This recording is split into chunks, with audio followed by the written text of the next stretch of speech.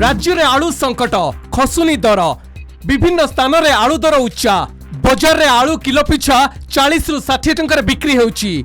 पश्चिमबंगर 60 number जातीय राजपथ में Baleshwar Lakshmannath gate दे कौन आलू ट्रक आसुना तेबे पश्चिमबंगर किछि आलू गाड़ी लुचा छपरे ओडिशा को आसुची। उत्तर प्रदेश आलू गाड़ी आसुथिले मध्य बजार चाहिदा मेंटाइबा में पर्याप्त हेउनाही।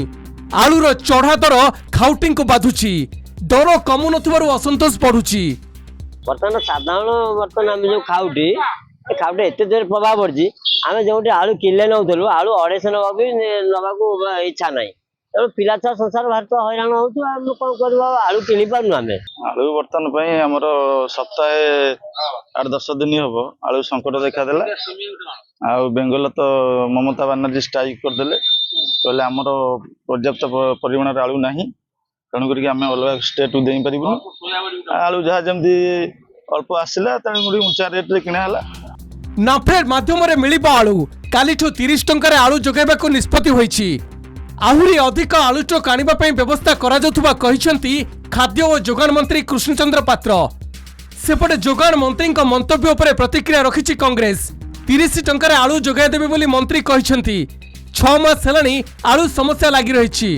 मंत्री फील्ड को जांतु फाइल ने रुहंतुनी बोली कहिसेंती कांग्रेस विधायक तारा प्रसाद बाहिनीपति।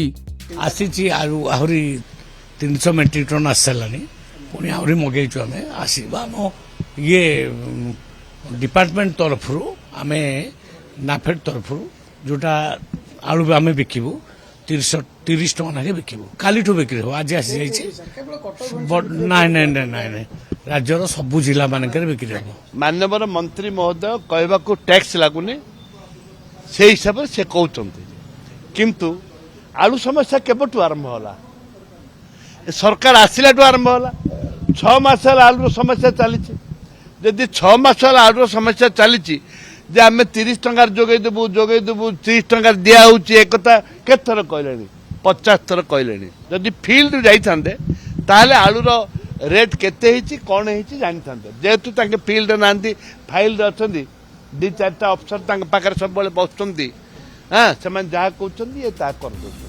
बजार रे केवल आलू पियाज नुहे पनीपरिबा दर मध्य चढ़ा रही। पनीपरिबा दर आकाश छुआ जोगु खाउटी माने हंतसंत हेउछंती। भुवनेश्वर भिडियोग्राफर सुब्रकांत नायकों प्रीतिकांत नायकों रिपोर्ट कलिंग टीवी।